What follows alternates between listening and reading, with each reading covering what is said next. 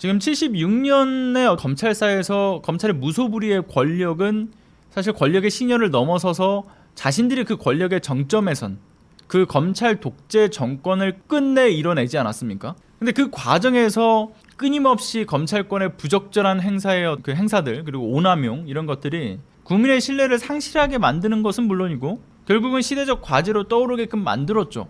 그래서 실제 지난해 11월에 검찰 공화국이라고 생각하는지에 대해서 그 시사인에서 대규모 여론조사를 했고, 그 과정에서 이념을 뛰어넘어서 보수와 진보 모두 검찰 공화국이라는 어떤 인식들, 검찰에 대한 부정적 인식이 상당하다는 점도 확인이 되었던 것이고요. 중도층에서도 마찬가지였고, 그러니까 이와 관련해서 대안이 무엇인가 이런 부분에 있어서 전문가들의 어떤 인식조사, 그 밖에 어떤 법률적 검토, 이런 수기의 과정들을 지금 앞서 얘기했던 것처럼 여러 차례 거쳐왔다라고 말씀드렸는데, 그게 바로 검찰권에 대한 시민의 민주적 통제의 필요성이었단 말이죠. 그래서 검사장 직선제, 그리고 지방자치형 검찰제도, 그리고 검찰시민위원회를 구성하자. 크게 핵심적인 맥락은 이런 겁니다. 일단은 먼저 행정부, 입법부, 사법부 3권의 견제와 균형이 이루어지면서 국가 권력 집중과 어떤 남용을 방지하는 그 조직 원리라고 하는 것이 우리나라에도 적용되고 있지 않습니까? 그런데 결국에는 최종적으로는 국민적 견제의 역할과 기능이 그 무엇보다도 중요한데, 이 이치가 다름 아닌 무엇보다 이 3부의 권력을 뛰어넘는 이 검찰의 무소불위 권력에 대해서 적용되지 않을 수는 없겠죠.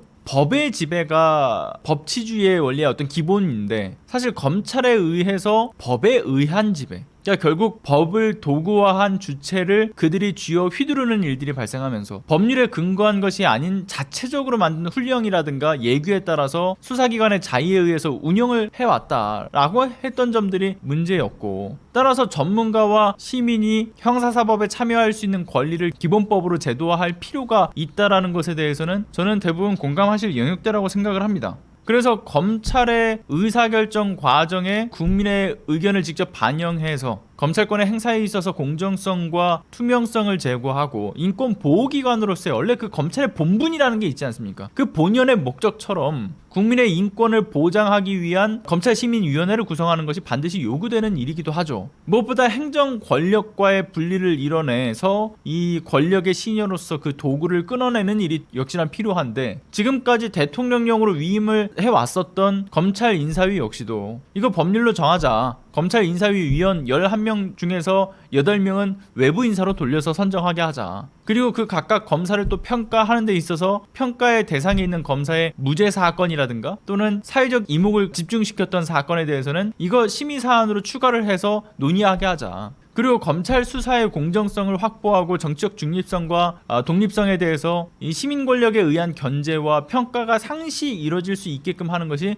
바로 이러한 대목들이다 라는 것에 대한 논의들도 있어 왔고, 그리고 저 역시도 그렇게 생각합니다. 그리고 이런 기반과 함께 가장 중요한 것은 앞서 그 조국 전 장관이 언급했던 검사장 직선제인 것인데, 참고로 여러분들께 말씀드리면 지금 뭐 커뮤니티에서 검사장 직선제가 지금 먼저인 것이 아니다, 검사장 직선제의 위험성을 이야기하는 사람들도 있다, 뭐 김용민 의원도 그런 얘기를 했다라고 하고 조상호 변호사도 얘기했다고 이런 말씀을 하시는데, 여러분들 검사장 직선제에 대한 위험성을 제기했던 분들도 검사장 직선제를 지금 당장에 이걸 끼워 넣으면 위험하다라는 건 당연한 이야기고요. 검사장 직선제를 앞서서 수사기소에 대한 완벽한 분리, 검찰을 기소청으로서의 역할만 남겨두게 하는 것이 전제 조건에 깔린 상태에서 검사장 직선제로 이어지는 것이 맞는 것이고 순서상, 그리고 역시나 조국 전 장관 역시도 완벽하지 못한 수사기소에 대한 문제를 지적하면서 이것도 완벽히 이뤄내야 되는 과업이 남아있다라는 언급을 하기도 했죠. 그러니까 검사장 직선제 이것만 채우면 검찰 개혁이 완벽하게 이뤄진다라는 논리로 이야기했던 것이 아니기 때문에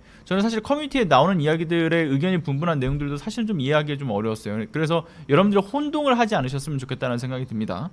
선행 조건은 앞서 얘기했던 것처럼 수사기소에 대한 분리, 검찰을 기소청으로 만드는 것, 그걸 기반으로 두고 생각을 이어나가는 것으로 말씀드리겠습니다. 지금 해외 일부 국가에서 검찰 기구의 어떤 수장을 직선제로 선출하는 방식이 실제 존재하죠. 뭐 예를 들어 미국 같은 경우는 각각의 주의 법률에 따라서 임기의 차이는 있겠습니다만은 일부 주에서 이제 검사장을 공직선거를 통해서 선출을 하게 되어 있고, 이를 통해서 검찰 업무에 대한 공공의 감시를 강화하는 측면들, 책임성을 강화하는 측면들, 그리고 중앙 정치 권력의 영향력을 감소시켜서 독립성을 제고하는 것, 그리고 거기에 플러스해서 선출된 것이기 때문에 대중의 의사에 반영되는, 대중의 의지와 연결되는 역할을 하게 되면서 소위 진보적 검사의 증가로 이어진 사례가 있다라는 그런 어떤 긍정 평가들도 있죠. 물론 부정 평가도 있습니다. 그들이 그렇게 선출돼서 검사장 해 먹다가 나중에 정치권에 들어가서 또 정치 기득권이 되는 그런 모습들, 물론 여러 장단점이 있을 거라고 보는데, 아무튼 미국뿐만 아니라 이스라엘이라든가 터키 등에서도 검찰총장의 경우에는 직선제 개혁을 통해서 역시나 책임성, 독립성 강화에 포커싱을 맞추기도 했죠.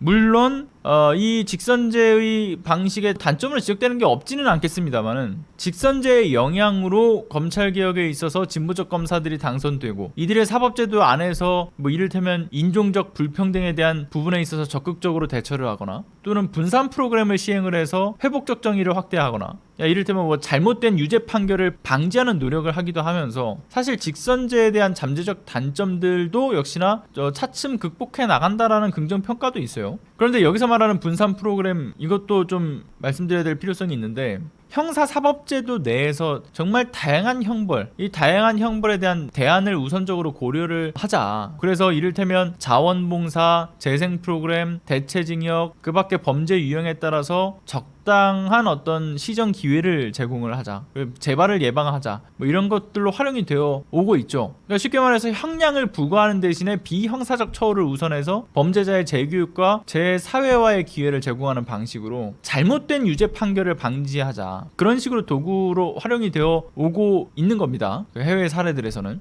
이를테면 잘못된 유죄 판결이라고 하면 왜 그런 얘기가 있지 않습니까? 10명의 범인을 놓치더라도 1명의 무고한 사람이 고통받아서는 안 된다.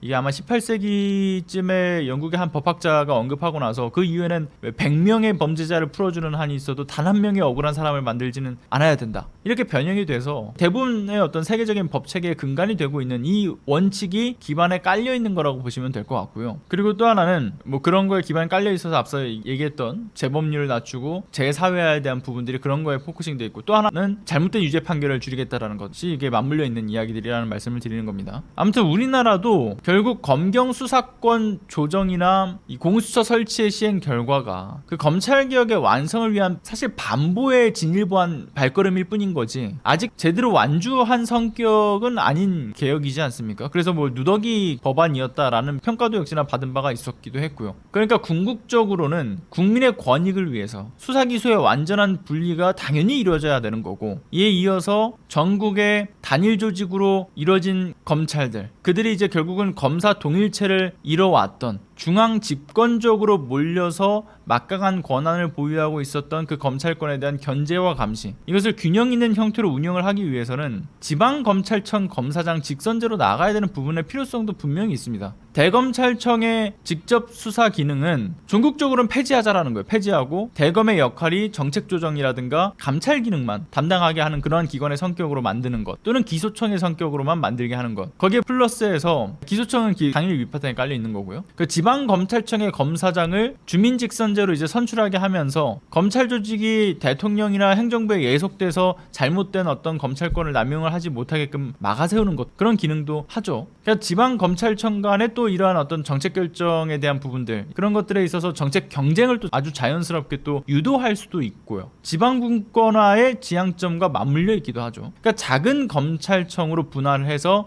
병렬시키고 그 권한을 분산하자. 그래서 지방자치형 검찰 제도를 통해서 검찰 조직에 대한 자체를 좀 민주화시킬 수 있다. 이런 기반들의 수기의 과정들이 여럿 있어왔고, 그런 결론들이 꽤 있어왔습니다. 그래서 20대 때 이제 박주민 의원이 냈던 검찰청법 개정안에도 이 내용이 담겨 있었고, 21대 민영배 의원이 냈던 검찰청법 개정안에서도 이 내용이 담겨 있었죠.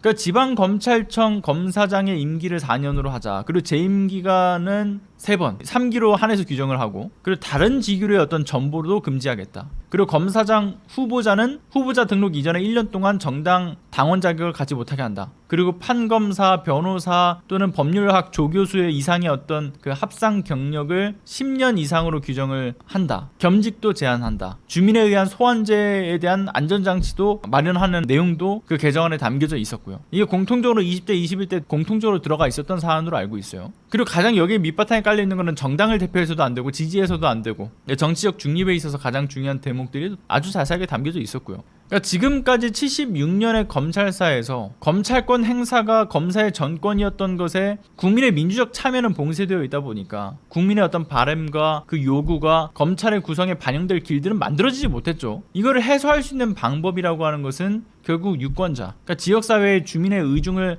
경청할 수밖에 없는, 눈치를 볼 수밖에 없게끔 해야 되는 것, 구조적인 개혁도 필요하다라는 거죠. 검찰의 자정 노력이라고 하는 것은 불가능하다라는 한계를 지금 너무나 선명하게 우리가 검찰사에서 목도해 왔기 때문에 국민 권익과 인권 보호, 공공의 안녕을 위해서 정말 정상적 국가로 나아가는 데 있어서 사람이 사람답게 사는 사회로 가는 것, 선진국에 걸맞는 자존의 사회로 가고 기본이 지켜지는 사회로 가기 위해서 가장 필요한 것이 이러한 부분들이죠. 물론 앞서 얘기했던 것처럼 검사장 직선제 대해서는 해외에서는 앞서 얘기했던 것처럼 검사들이 정치권 진출이 더 잦아졌다, 이런 지적이 있기도 합니다만은, 그렇기 때문에 앞서 말씀드렸던 미국의 사례와 같은 형태의 그 단점들을 보완할 방향성에 대한 논의가 있어야겠죠. 저도 이제 그대로 이것을 차용하자는 말씀을 드리는 것은 아니고요. 다만 우리가 앞서 얘기했던 수사기소에 대한 아주 완벽한 분리, 검찰에 대한 기소청 역할, 그러니까 이런 것들을 바로 세우면서 동시에 이뤄져야 되는 부분들이라고 봅니다.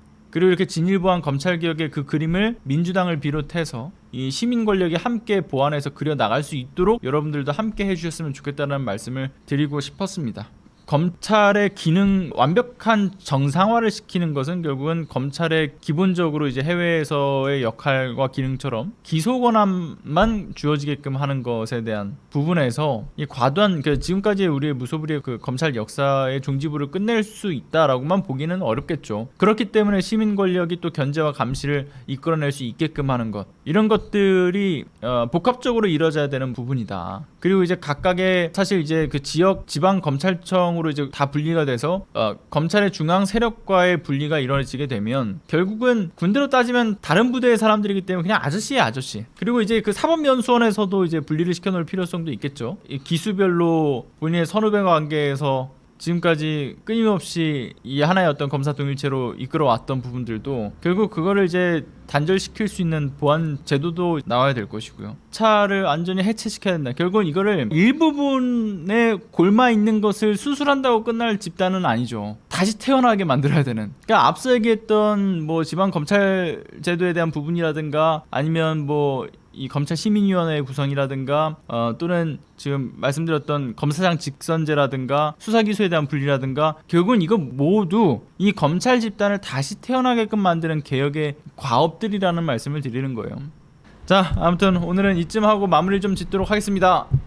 분노하신 여러분들, 그 지금 이 들끓어오르는 이 분노 있죠, 이걸 그 분노의 마음을 저 윤석열 정권의 폭정에, 저 검찰 독재 정권에 쏟아내 주십시오. 거기 쏟아내기에도 부족하다 생각합니다. 이번 총선에 대한 전망, 민주당의 우세는 당연하긴 하겠습니다만 과반 의석을 차지할 것인가 말 것인가를 두고서도 의견은 좀 서로 다릅니다. 그러나 과반 의석을 하지 못할 거라고 생각하면서 싸워야 되는 것이 총선이지 않습니까? 그렇기 때문에 여러분들 모든 열정을 쏟아내야 되는 시기인 만큼 그 분노를 원동력으로 열심히 함께 해주시기를 부탁드리겠습니다. 오늘도 함께 해주신 여러분 감사합니다. 들어가 보겠습니다.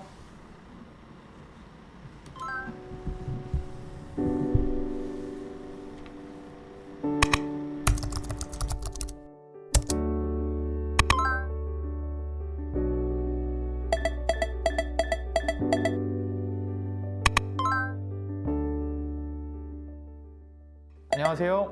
시사발전소 소장 한지입니다. 시사발전소는 진실을 찾는 민주언론으로서의 역할을 다하기 위해서 다양한 방법으로 활동을 이어나가고 있습니다.